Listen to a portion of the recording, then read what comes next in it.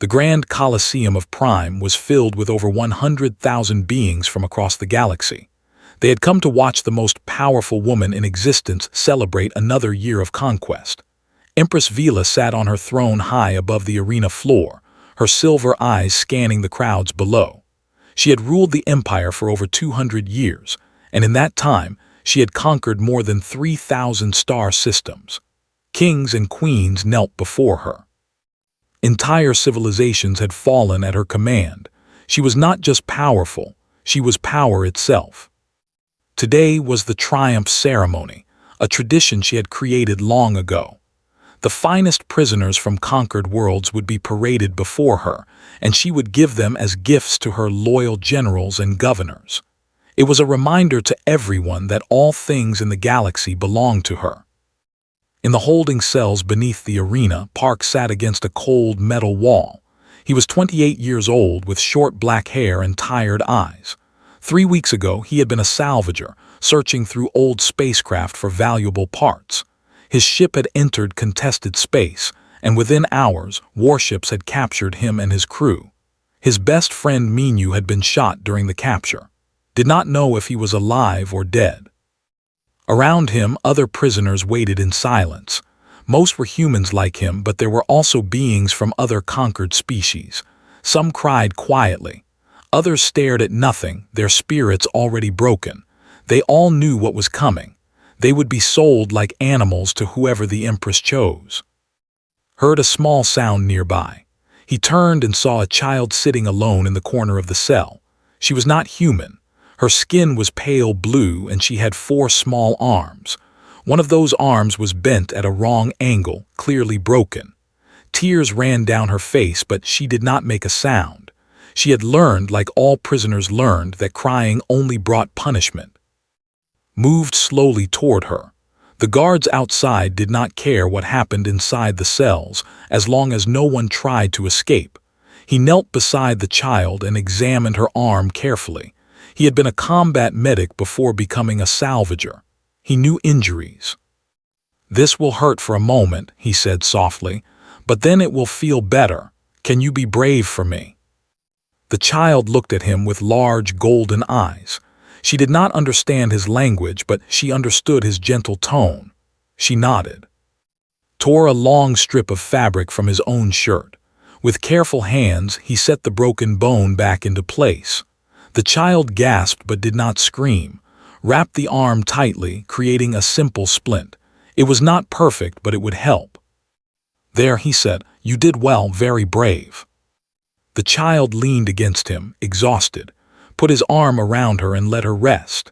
He did not notice the small camera in the ceiling or the silver eyes that watched him through it.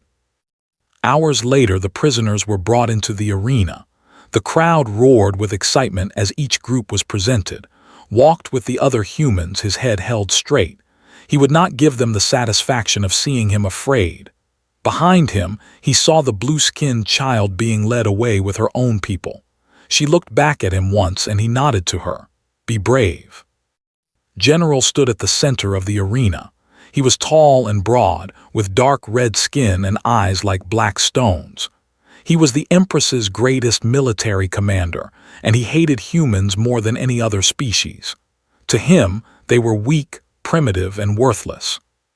"The next group," announced, his voice filling the Colosseum, "are humans, captured from a salvage vessel in the outer reach." He looked at and the others with clear disgust. "This species has barely achieved interstellar travel. They have no significant technology, no military value, and no useful skills. They are suitable only for basic labor." The crowd laughed. Humans were considered one of the lowest species in the galaxy. They were often captured, sold, and forgotten. But then something unexpected happened. Empress Vila rose from her throne. The entire Colosseum fell silent. In 200 years, the Empress had never left her throne during the triumph ceremony. She had never needed to. Everything was brought to her. She descended the long stairs slowly, her black and silver robes flowing behind her. Every step echoed in the silence. General stepped back, confusion on his face. The other prisoners dropped to their knees immediately. Even's fellow humans fell down, pressing their faces to the ground, but remained standing. He watched the Empress approach. She was beautiful in the way that a blade was beautiful, sharp and dangerous. Her silver eyes fixed on him, and he felt the weight of her attention like a physical force. This was a woman who had destroyed planets. This was a woman who had ended entire bloodlines with a single word. She stopped directly in front of him. The crowd held its breath. "This one," she said. Her voice was cold and clear. "I claim this human for myself." The silence broke into shocked whispers. General stepped forward, his face twisted with disbelief. "Your Majesty, surely you cannot be serious. This creature is nothing. He is worthless stock from a worthless species." The Empress raised one hand and went silent immediately. "I have made my decision," she said. "This human belongs to me now." She looked waiting for him to kneel, waiting for him to thank her, waiting for him to show the fear and submission that every being in the galaxy showed her. Met her gaze directly. His heart was pounding, but his voice was steady. "The child," he said, "the blue-skinned girl with the broken arm, what will happen to her?" The whispers in the crowd grew louder. No one spoke to the Empress this way. No one made demands of her. No one looked into her eyes as an equal. General moved forward, his hand reaching for his weapon. "You dare to speak to the Empress without permission. You dare to ask questions. I will cut out your tongue and feed it to the—" "Enough!" The Empress did not raise her voice, but stopped instantly. She continued to study with those silver eyes. Something flickered in them, something that might have been curiosity, or might have been the first spark of interest she had felt in a very long time. "The child will be sold to the mining colonies," she said. "That is the fate of her kind."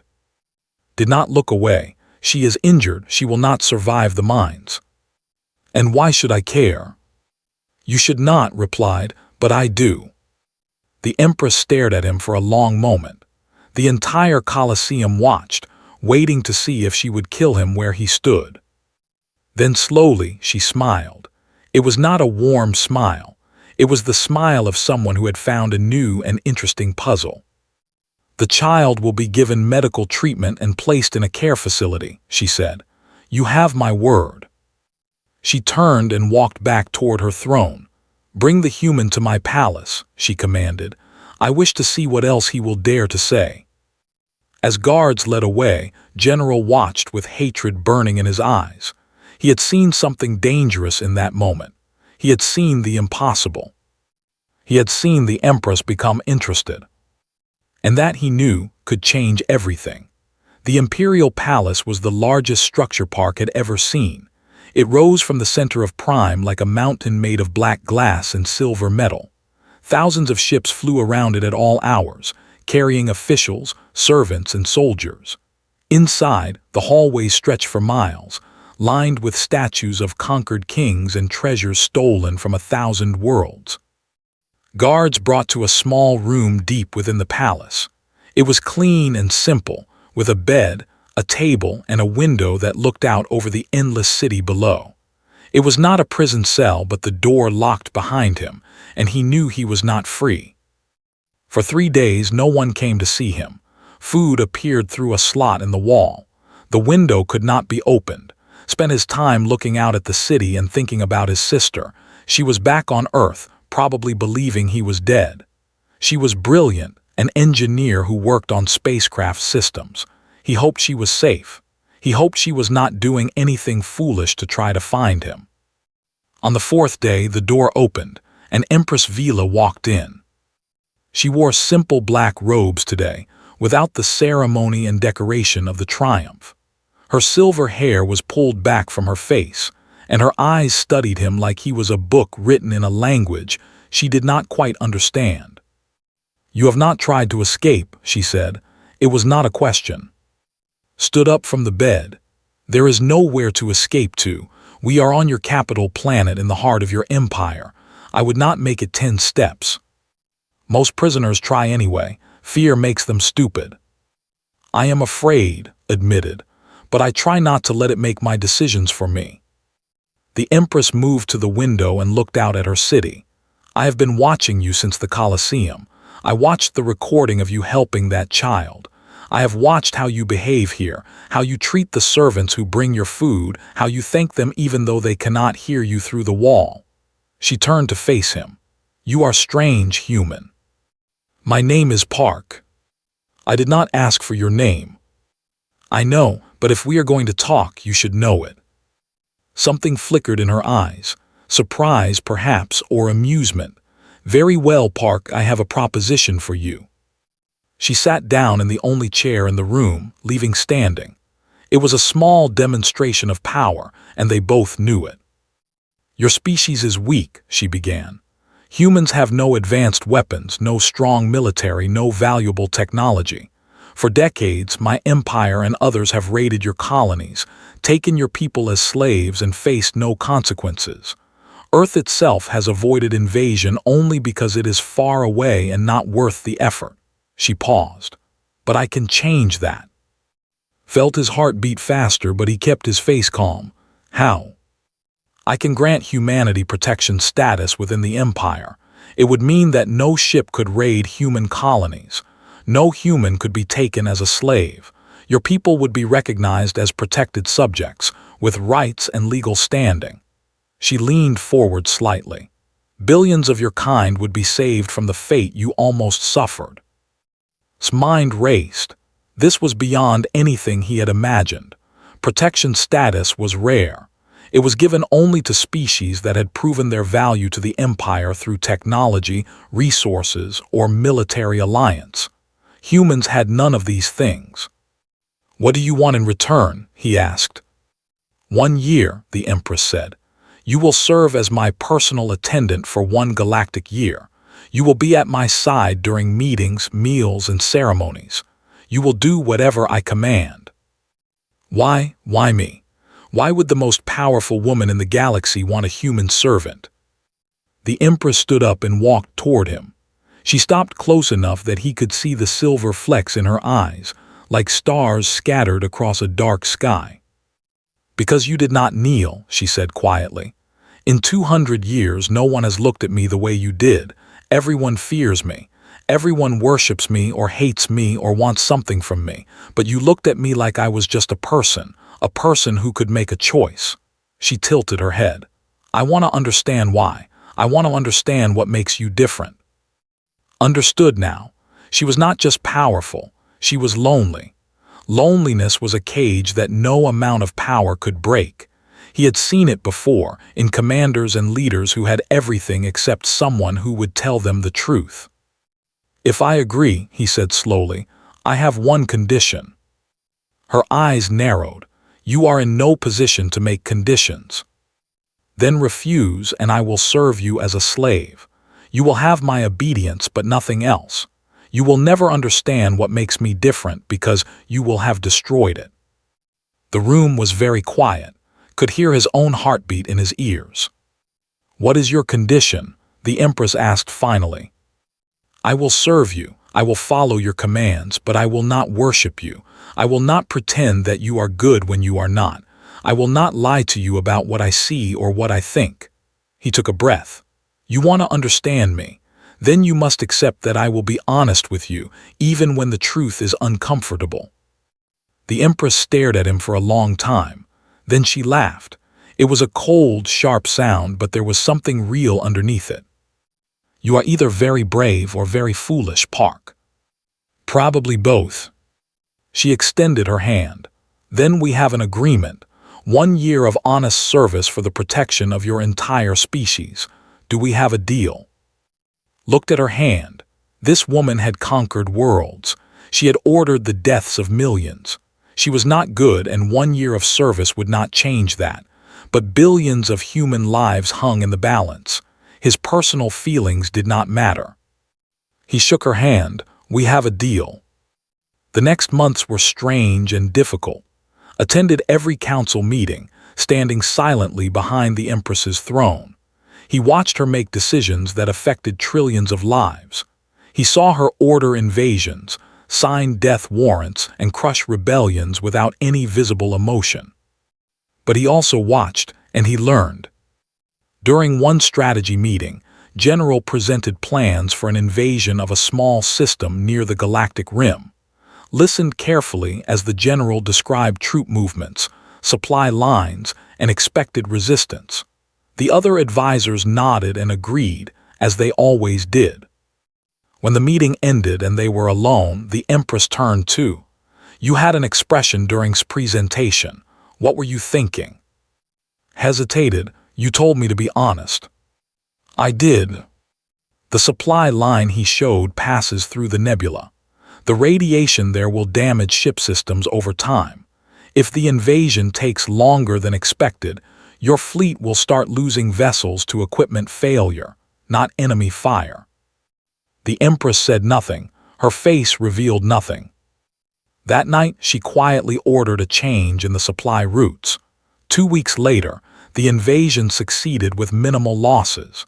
General received praise for his brilliant planning.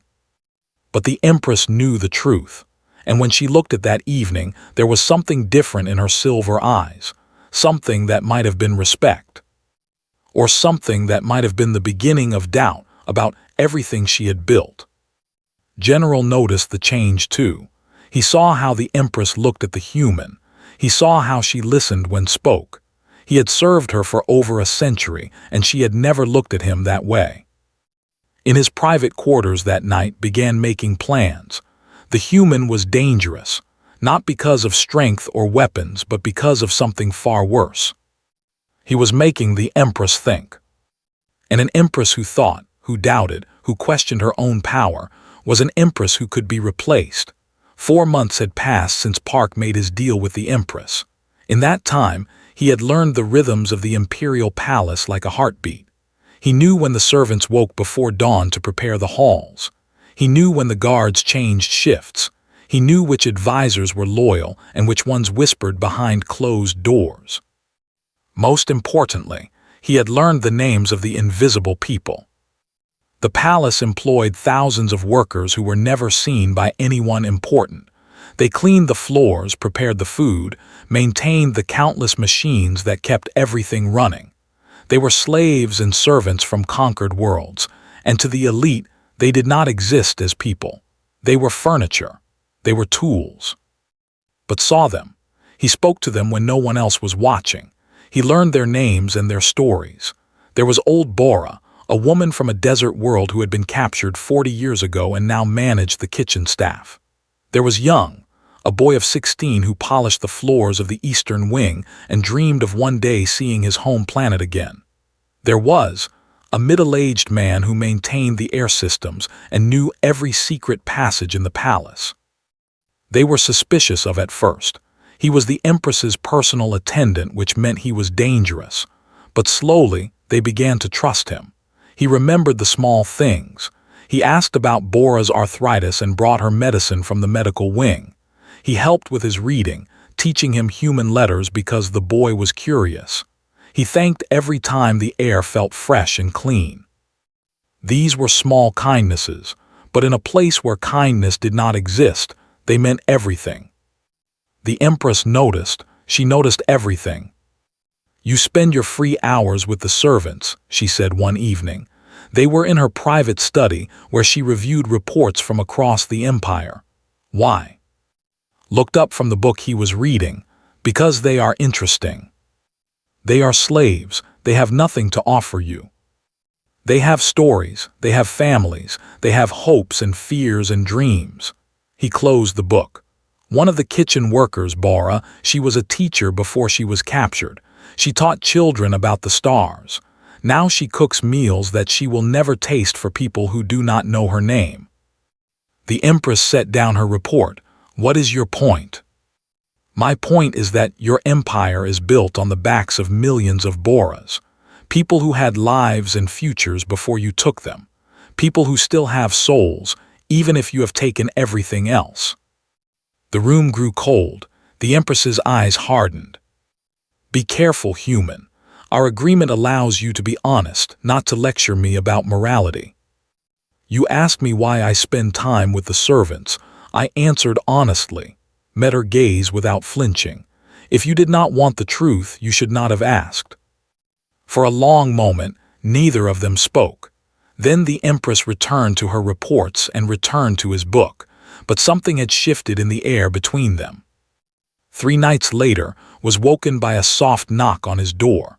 When he opened it, he found one of the younger servants standing there, trembling. "Please, sir, something is wrong with old Bora. She collapsed in the kitchen. She is asking for you." Followed the servant through the quiet halls. In the kitchen, Bora lay on the floor surrounded by worried workers. Her face was pale and her breathing was shallow. Knelt beside her and checked her pulse. It was weak and uneven. "She needs a doctor," he said. "Real medical care, not the basic supplies we have here." "The doctors will not come for a slave," said bitterly. "They never do." "Stood up, watch her, keep her warm, I will be back." He walked through the palace with purpose, ignoring the guards who watched him pass. He went straight to the Empress's private chambers and knocked on the door. A guard stepped forward. "The Empress is sleeping. No one disturbs her after midnight." "She will want to be disturbed for this." The door opened before the guard could respond. The Empress stood there in simple sleeping robes, her silver hair loose around her shoulders. She looked almost human like this, almost vulnerable. "What is it?" she asked. "One of the kitchen workers is dying. She needs medical care that only your doctors can provide. I am asking you to save her." The Empress's expression did not change. "She is a slave. Slaves die every day in this palace. Why should I care about this one?" "Because I am asking you to." His voice was steady. "Because you wanted to understand what makes me different. This is it. I believe that every life has value, even the lives your empire has decided are worthless. I believe that a person's worth is not determined by their usefulness to the powerful. And if I refuse, then Bora will die, and I will know exactly what kind of person you are. The person I hoped you might not be." The silence stretched between them. Somewhere in the distance, a clock chimed the hour. "Show me," the Empress said finally. She followed to the kitchen. The servants scattered in terror when they saw her, pressing themselves against the walls. None of them had ever seen the Empress in person. She was a figure from nightmares, not someone who walked into kitchens in the middle of the night. The Empress knelt beside Bora and studied her for a moment. Then she activated a communication device on her wrist. "Send the chief medical officer to the main kitchen immediately. A patient requires emergency treatment." She paused. "Yes, I am aware of the time. Do it now." Within minutes, doctors arrived with equipment and medicine. They worked on Bora for over an hour while the Empress watched in silence, stayed beside her, not speaking. Finally, the chief doctor stood up. "She will live. It was her heart. She needs rest and proper medication, but she will recover." The Empress nodded. "See that she receives whatever she needs, and from now on, all servants in this palace will have access to medical care. No exceptions." The doctor looked shocked, but he bowed deeply. "Yes, Your Majesty." After the doctors left, the Empress turned too. Her expression was strange, unreadable. "You asked me once if I was evil," she said quietly. "I remember. What would you say now?" Considered his words carefully. "I would say that you have done evil things, many evil things, but tonight you chose differently. Tonight you saw a person where before you would have seen nothing." He paused. "I think you are becoming someone who asks yourself that question, and that is more than most people ever do." The Empress said nothing. She turned and walked away into the darkness of the palace. But she did not sleep that night. Instead, she disguised herself as a common worker and walked through the lower districts of her capital city. She saw things she had never seen before: poverty, hunger, children sleeping in the streets, families torn apart by her own laws. She saw the cost of her empire written on the faces of the forgotten. When she returned to the palace at dawn, something inside her had cracked. A wall that had stood for 200 years had begun to crumble. Far away, on a small ship traveling through deep space, Han received a message from her contact in the Resistance. Her brother was alive. More than that, he was inside the Imperial Palace itself, closer to the Empress than anyone had ever been. Stared at the message for a long time, then she began to plan.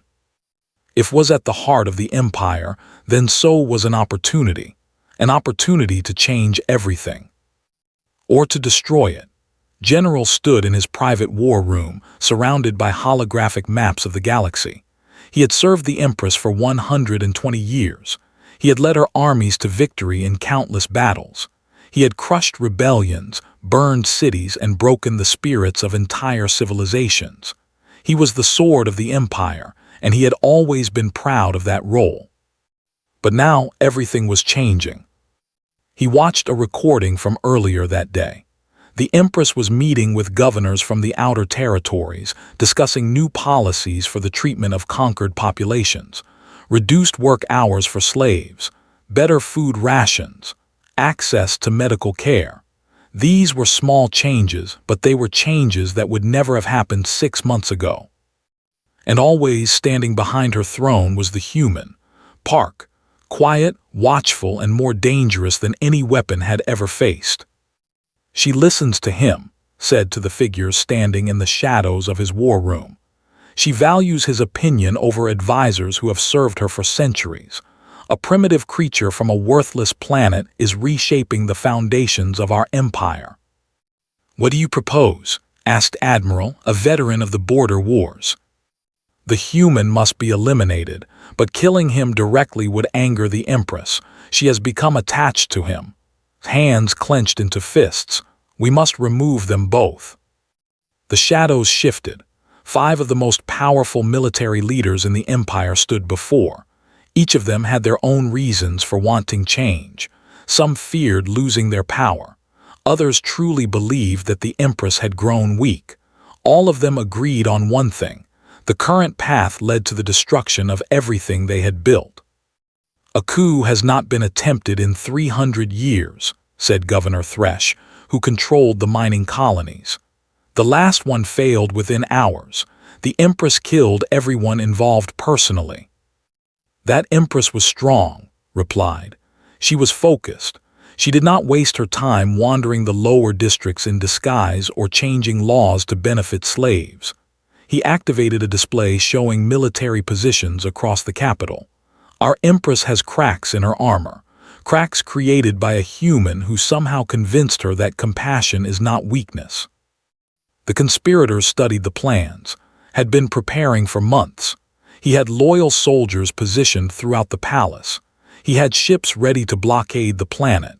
He had communications ready to broadcast to the entire empire the moment the Empress was gone. "When?" asked Admiral.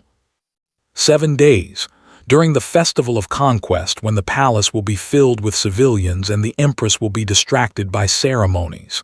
Smiled, showing teeth like a predator. "By morning, I will be regent and the human will be dead. The empire will return to strength."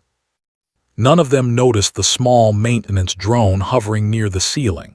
None of them knew that the servant who maintained the air systems had access to every hidden space in the palace.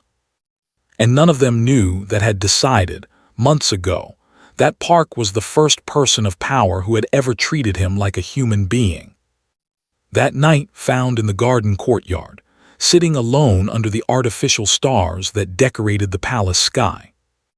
"I have something to tell you," said quietly, "something dangerous." Listened as described everything he had heard. The conspiracy, the timing, the names of the generals and governors involved. With each word, felt the weight of an impossible decision settling onto his shoulders. "You should tell the Empress," said. "She trusts you, she will listen." "I know," stared up at the false stars, "but I need to think." After left, sat alone for a long time. His mind turned the situation over and over, examining it from every angle. If he warned the Empress, she would crush the conspiracy, and his allies would be executed. The empire would continue as before, with the Empress in power. She was changing, yes, but she was still a tyrant. She still controlled an empire built on slavery and conquest. Saving her meant saving all of that. But if he said nothing, would take power, had seen enough of the general to know what kind of ruler he would be. There would be no more reforms, no more changes.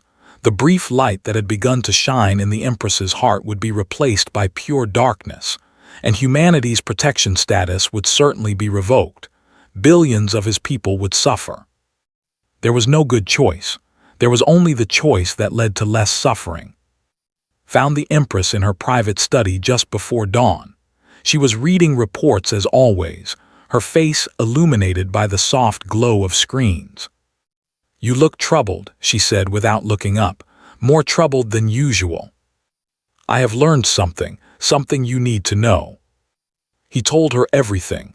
The names, the plans, the timing, he held nothing back. When he finished, the Empress sat very still. Her face showed no emotion, but could see her hands gripping the edge of her desk. "You knew about this for several hours before coming to me," she said. Her voice was dangerously calm. "Yes.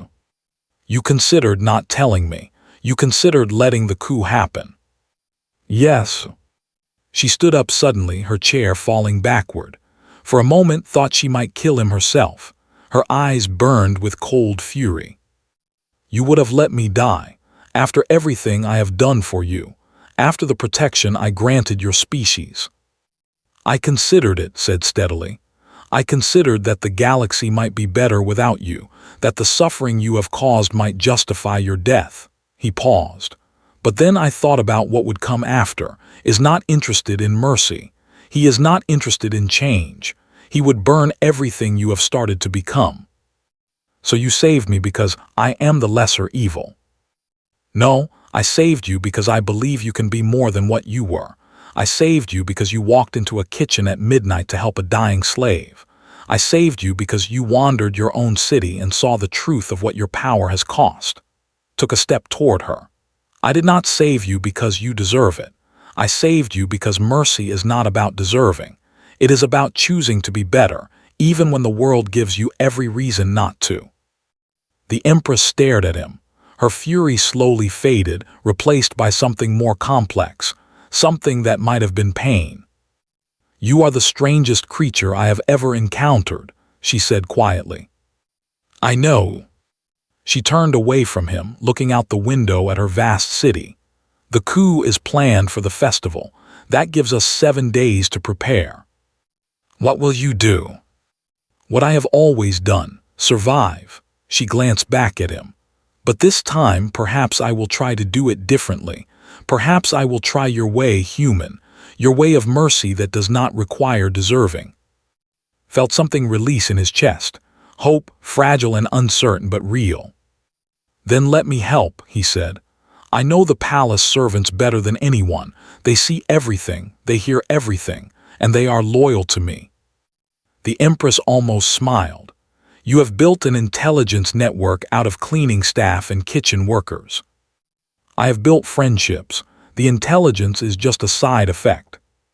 For the first time since he had met her, the Empress laughed. It was small and brief, but it was real. "Very well, Park. We have 7 days to stop a coup without destroying ourselves in the process." She extended her hand. "Partners." Shook her hand. "Partners." Outside, the sun rose over Prime, painting the sky in shades of gold and red.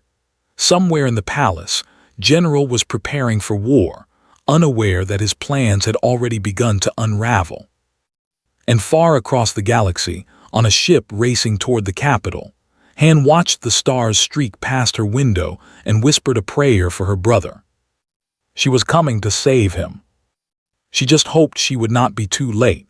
The Festival of Conquest was the largest celebration in the Empire. For 3 days, the capital city transformed into a sea of lights, music, and spectacle. Citizens from across the galaxy came to celebrate the might of the Empire. The palace opened its gates to select visitors, and the Empress herself appeared on the great balcony to address her people. It was the perfect time for a coup. The crowds provided cover.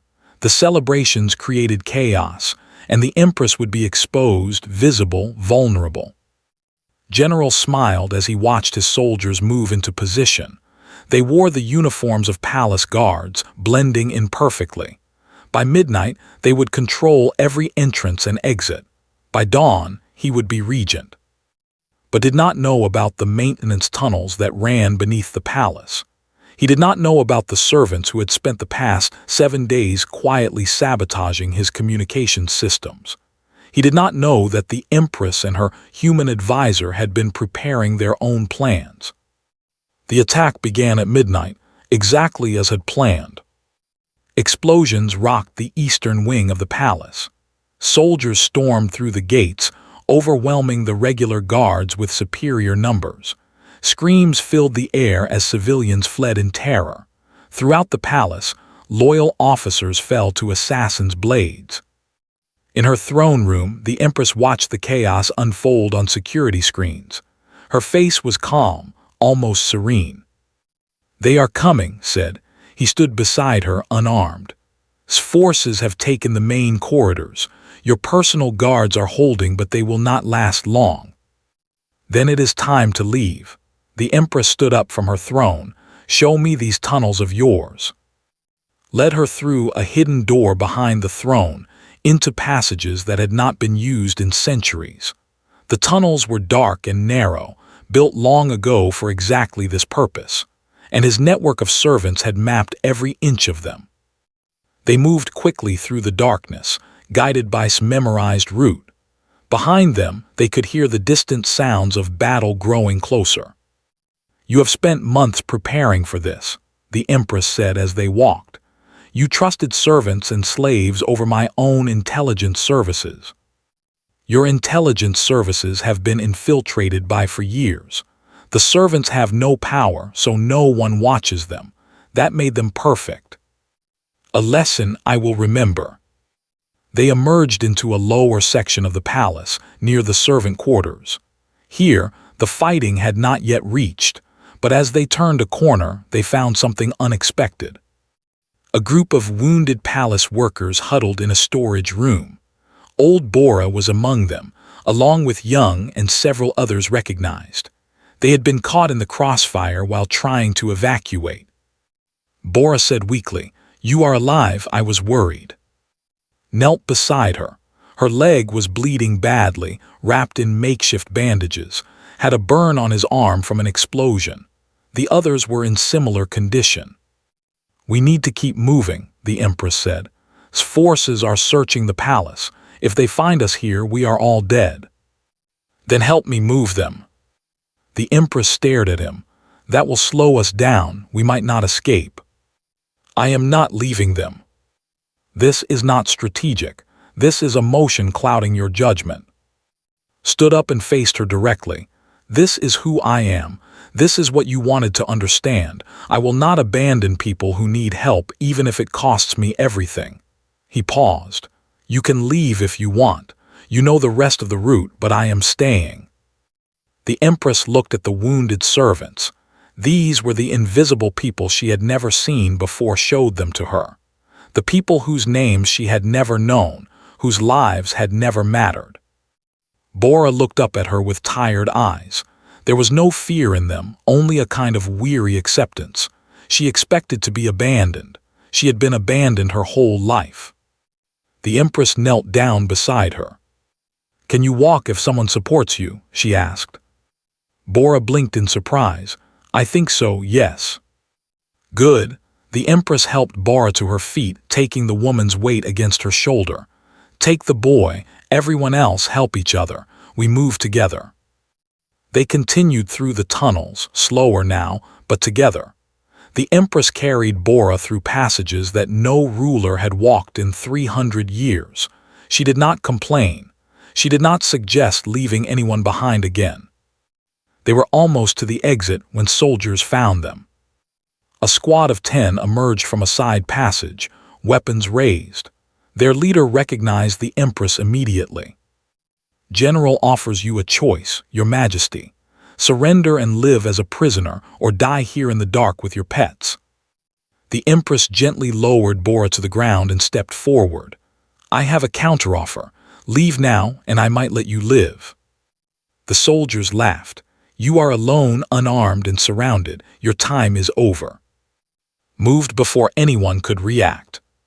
He had been a combat medic before becoming a salvager, but before that, he had been something else. Something he did not talk about. Something that had taught him how to survive when survival seemed impossible. He grabbed the closest soldier's weapon and used the man's own body as a shield. 2 shots hit the soldier instead of. He fired 3 times and 3 more soldiers fell. He moved like water, flowing between enemies, always in the space where they could not shoot without hitting each other. But there were too many. He took down 6 before one of them landed a blow to his head that sent him to his knees. "Stop!" the Empress shouted. Everyone froze. The Empress walked forward until she stood between and the remaining soldiers. "You want me, take me, but let the others go." The lead soldier hesitated. His orders were to capture or kill the Empress, not to chase servants through tunnels. "Wants you alive," he said finally. "If you come quietly, the others can leave." "No," said struggling to stand. "Do not do this." The Empress looked back at him. For the first time since he had known her, there was warmth in her silver eyes. "You taught me that mercy is not about deserving," she said. "Perhaps I am finally learning." She turned back to the soldiers and extended her hands for binding. And then the ceiling exploded. A ship crashed through the palace above them, tearing open the tunnel and filling the air with dust and debris. Through the chaos, saw armored figures dropping through the hole, weapons blazing. The soldiers never had a chance. They fell in seconds, cut down by precise fire from above. When the dust cleared, a woman stood before them, removing her helmet to reveal a face that knew better than his own. He breathed. Han ran to her brother and threw her arms around him. "You idiot! You absolute idiot! I cannot leave you alone for 1 year without you almost dying in a palace coup. How are you here? How did you find us?" "I have been tracking communications for months. When the coup started, I knew exactly where he was sending his soldiers." Looked at the Empress with suspicious eyes. "And I had help." More figures emerged from the ship above. One of them was Minyu,'s partner from the salvage ship. He was thinner than before, with new scars on his face, but he was alive. Minyu embraced his friend. "I thought you were dead." "Almost was. Your sister saved me." Minyu grinned. "She is terrifying, by the way. You never told me your sister was terrifying." Above them, more ships appeared in the sky. Not rebel ships, but imperial vessels. The Empress's personal fleet, responding to the emergency signal that had managed to send hours ago. The coup was over. Forces suddenly outnumbered and began to surrender throughout the palace. The Empress watched her fleet fill the sky. She was covered in dust, her robes torn, her hair tangled. She had spent the night running through tunnels and carrying wounded servants. She looked nothing like the cold ruler who had sat on a throne and judged the galaxy. She looked human. Approached her cautiously. "I came here planning to kill you," she said. "I thought you had made my brother a slave." "Your brother is no one's slave," the Empress replied. "He is the only person who has ever told me the truth." "What happens now?" The Empress looked at. "I suppose that depends on your brother. He seems to have strong opinions about mercy and second chances." Walked over to stand beside them. He was exhausted, bleeding from a cut on his head, but his eyes were clear. "Now," he said, "we start building something better." Looked at the wounded servants, at the imperial soldiers, at the Empress who had helped carry an old kitchen worker through dark tunnels. "Fine," she said, "but if you betray him, I will end you myself. I do not care how powerful you are." The Empress smiled. It was a real smile this time. "I believe you," she said. "Your family is very interesting, Park. You have no idea." As dawn broke over Prime, the 3 of them stood together in the ruins of the old palace, watching the sun rise on a new day. The Age of Empire was ending. Something new was about to begin. The Great Hall of Justice had been built 300 years ago, during the first expansion of the Empire. Its walls were made of black stone that absorbed light, and its ceiling rose so high that clouds sometimes formed beneath it. This was where the most important trials in the galaxy took place. This was where emperors and generals had faced judgment for crimes against the Empire. Now, General stood in chains at the center of the hall. His coup had failed completely. Within hours of the Empress's escape, his forces had been surrounded and overwhelmed. His allies had been arrested. His ships had been captured. Everything he had built over decades of planning had crumbled in a single night. The hall was filled with thousands of witnesses. Governors, admirals, diplomats, and common citizens all watched as the man who had almost seized the throne faced the woman he had tried to destroy. Empress Vila sat on her throne, looking down at her former general. Her silver eyes revealed nothing. "General," she said, her voice filling the massive chamber, "you stand accused of treason against the Empire. You are accused of planning and executing a coup against your sovereign. You are accused of the murder of 237 loyal soldiers and servants during your attack on the palace." She paused. "How do you respond to these charges?" Lifted his head. Even in chains, he radiated defiance. "I am not guilty of treason. You are the traitor, Vila. You have betrayed everything this empire stands for. You have allowed a primitive human to poison your mind with weakness and mercy. You have begun dismantling the systems that made us strong." He spat on the floor. "I did what any loyal servant would do. I tried to save the empire from you." Whispers filled the hall.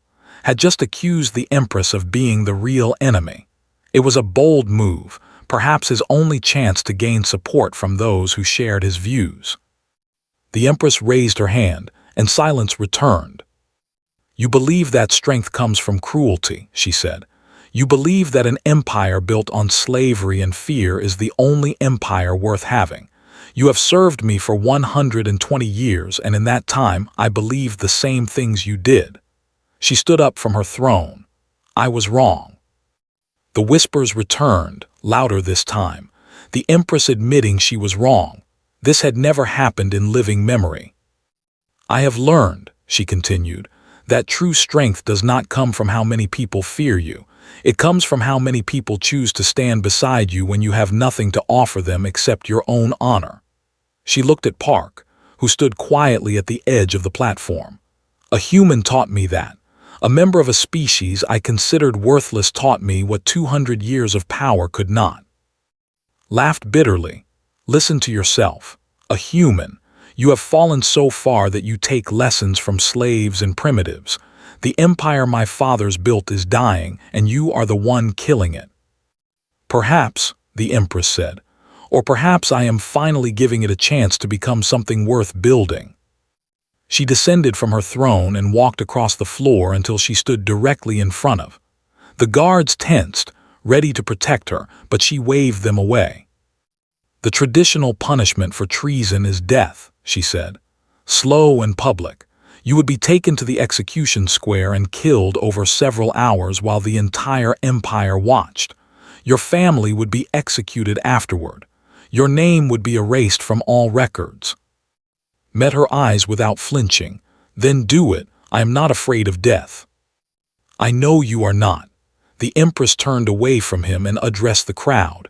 "But I am not going to execute General." Gasps echoed through the hall, even looked shocked.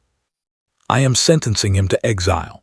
He will be stripped of his rank, his titles, and his possessions. He will be transported to the colony world of 7, where he will live among the species he helped to conquer. He will work beside them, eat with them, and learn what it means to be small and powerless." She looked back at, "Perhaps in time, he will understand what he has done. Perhaps he will not. But I will not become the monster you accused me of being by answering cruelty with cruelty."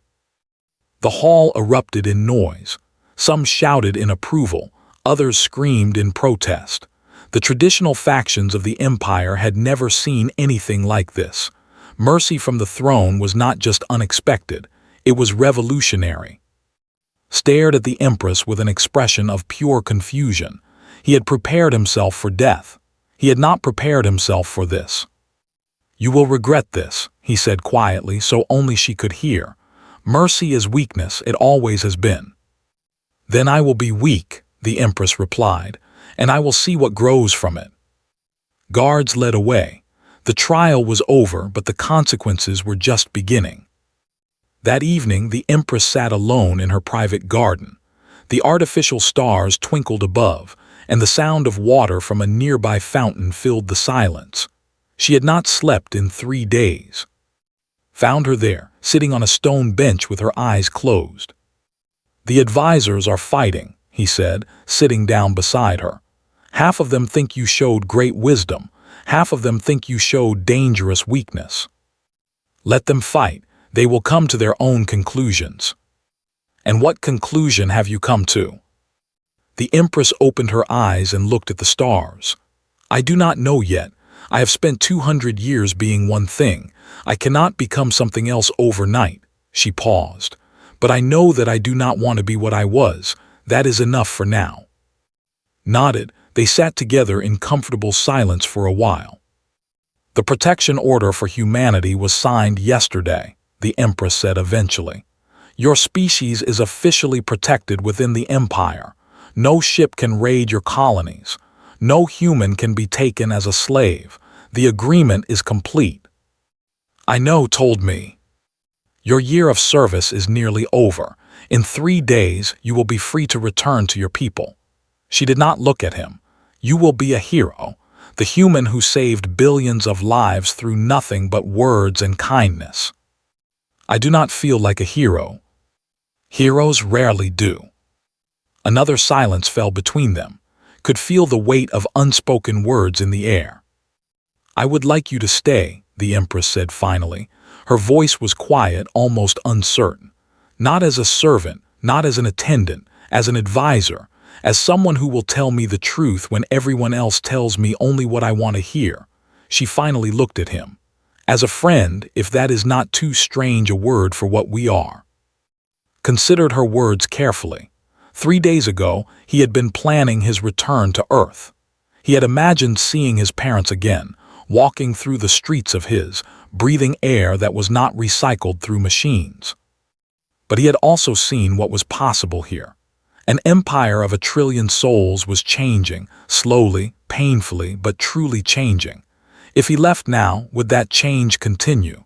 Or would the old ways gradually return, erasing everything he had helped build? "I need time to think," he said.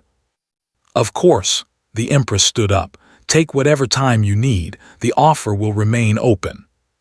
She walked toward the palace, then stopped and looked back. "Thank you, Park, for everything. Thank you for listening." She smiled slightly and continued walking. Remained in the garden for a long time, watching the fall stars and thinking about real ones. Somewhere out there, Earth spun around its sun, and his family waited for him to come home. But somewhere out here, something new was being born, something that could reshape the entire galaxy.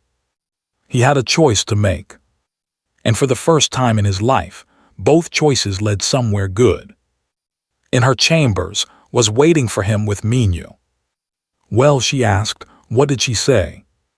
"She asked me to stay, as an advisor, as a friend." His expression hardened. "And you are considering it?" "I am." "Our parents are waiting for you. Our home is waiting for you. You have already given enough." "I know," sat down heavily. "But think about what is possible here. Real change.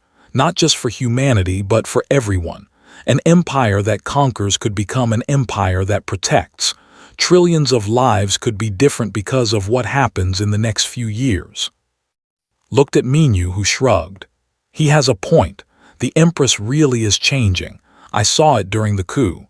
She carried an old woman through tunnels to save her life. That is not the behavior of a tyrant." "She is still responsible for the deaths of millions," said. "Yes," agreed. "And she will have to live with that forever, but she can also spend the rest of her life trying to balance those scales. I believe she wants to try." He looked at his sister. I need you to understand. I am not asking permission. I am asking for your support." Was quiet for a long moment. Then she sighed and sat down beside him.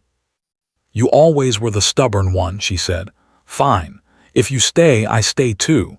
Someone needs to keep you from doing something stupid." Hugged her tightly. "Thank you." "Do not thank me yet.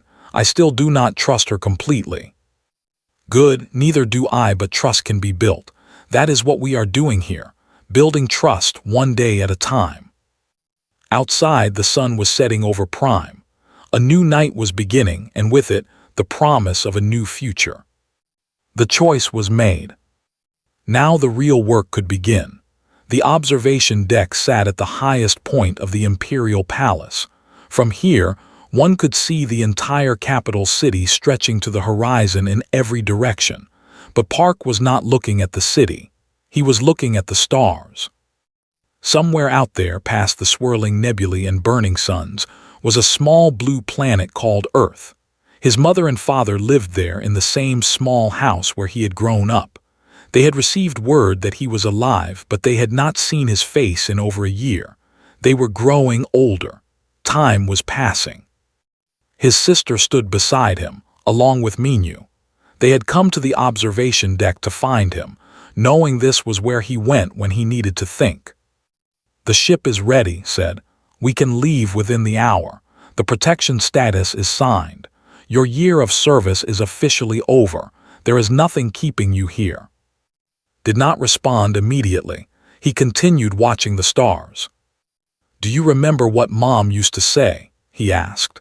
"When we were kids and we complained about having to help our neighbors." Smiled slightly.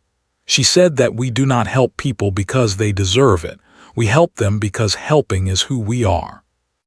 I have thought about that a lot over this past year, about what it means to help, about what it means to make a difference.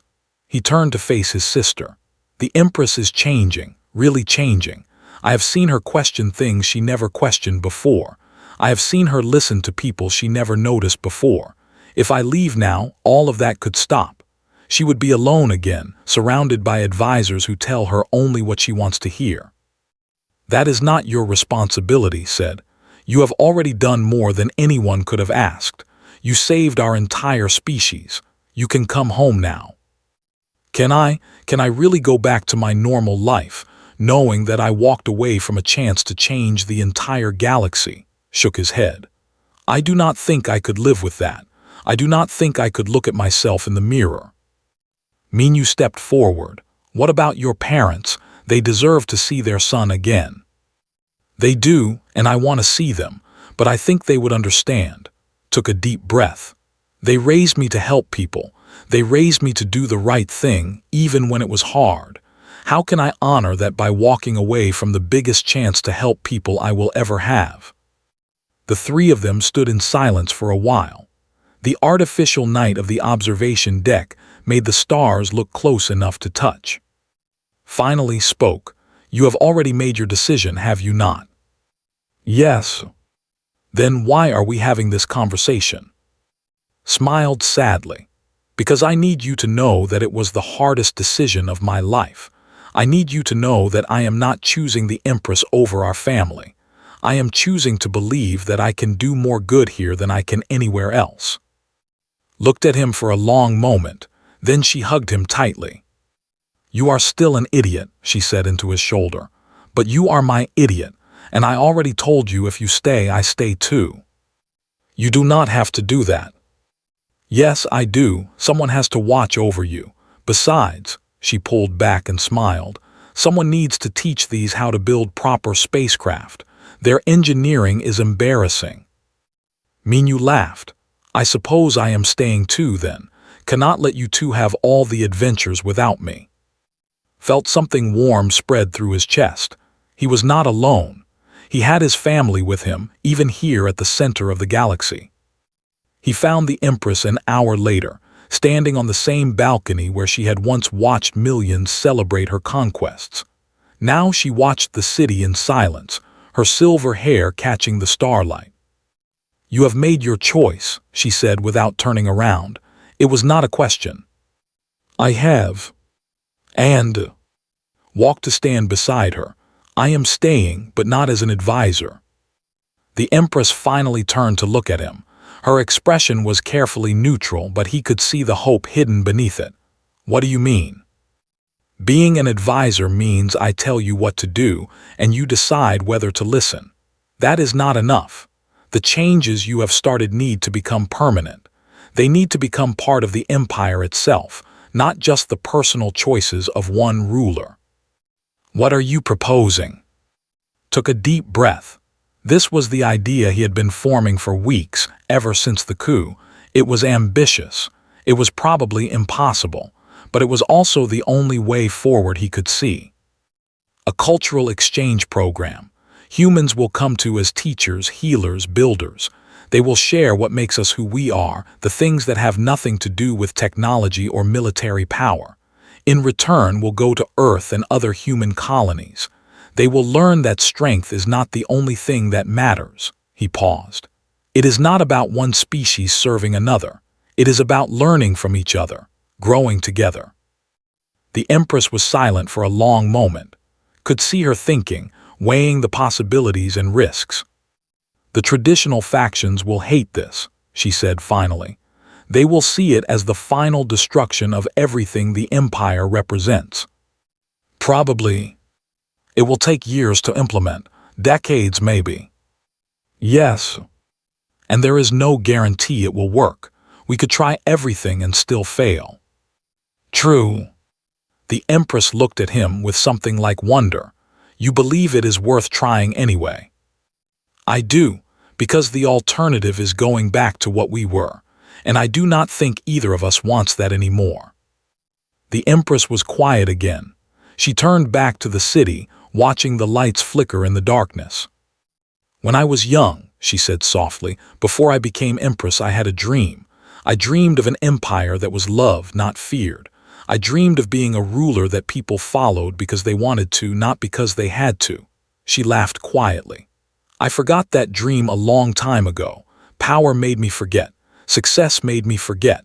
But you have reminded me, Park. You have reminded me what I wanted to become before I became what I am." She extended her hand toward him. "Partners, then, in building something that has never existed before." Shook her hand. "Partners." The next morning, the announcement went out across the galaxy. The Empress declared a new era of cooperation between the Empire and humanity. A cultural exchange program would begin immediately. Humans were no longer a conquered species to be tolerated. They were partners in building a new future. The reaction was mixed. Some celebrated, others protested. Old generals muttered about weakness, while young citizens dared to hope for change. But across the galaxy, something had shifted. The most powerful woman in existence had chosen to learn from a species she once considered worthless. She had chosen to admit she was wrong. She had chosen to try something different. And watching her shake hands with a human salvager from a backwater planet, trillions of beings realized that if she could change, perhaps everything could. 50 years passed. Park was an old man now, his hair white and his face lined with age.